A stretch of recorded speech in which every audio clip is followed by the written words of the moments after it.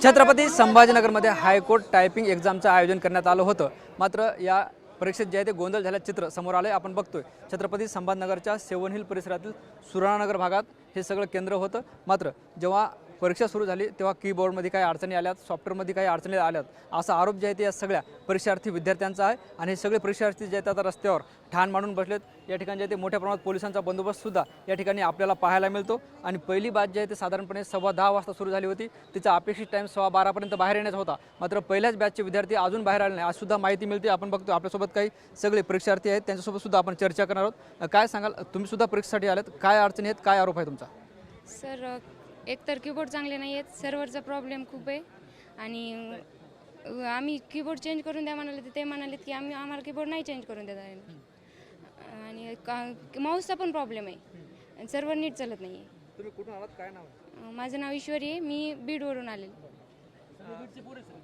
काय सांगाल, तुम्ही सुद्धा परीक्षा देऊन आलात, काय अडचण येते मध्ये? परीक्षा नाही दिली आहे, माझी आता 12:15ची शिफ्ट होती, पण मधलीच मुलं अजून बाहेर नाही आली आणि आम्ही पण अजून मध्ये नाही गेलो। आणि हे बोलतात की कीबोर्ड हार्ड आहे, पूर्ण सिस्टीम हँग आहे, जेव्हा आम्ही टाईप करू तेव्हा कर्सर दिसत नाही। आणि 8 दिवस आधी सेंटर डिक्लेअर झाले होते आणि हायकोर्टने सांगितलं होतं की पूर्ण चेक करा, तुम्हाला जर सेंटरला काही इश्यू असेल तर चेंज करून मिळेल।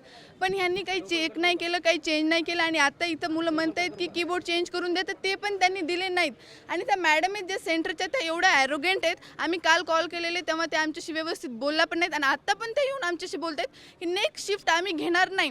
म्हणजे विद्यार्थ्यांचं तर काही नाहीच, त्यांना पण त्यांचा इगो किती इम्पॉर्टंट आहे की नेक्स्ट शिफ्ट आम्ही घेणार नाही, म्हणजे आम्हीच नाही येणार नेक्स्ट शिफ्टला। हे सेंटर बॅन करावर काही करा, पण आमची एक्झाम या सेंटरला होणार नाही।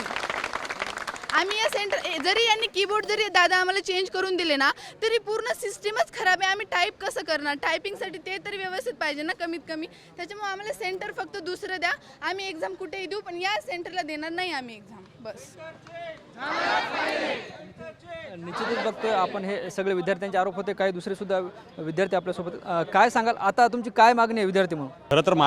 खरं तर महाराष्ट्रभरामध्ये शिक्षण पद्धतीचा आणि या परीक्षा पद्धतीचा बोजवार उडवलेला दिसतोय।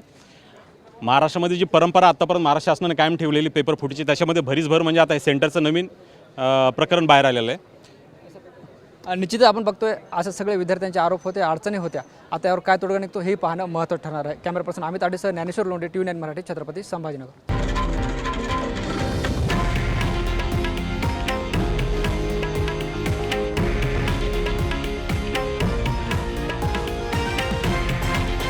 हे आहे देशातील नंबर 1 न्यूज नेटवर्क आणि आपण पाहत आहात TV9 मराठी, एकमेव।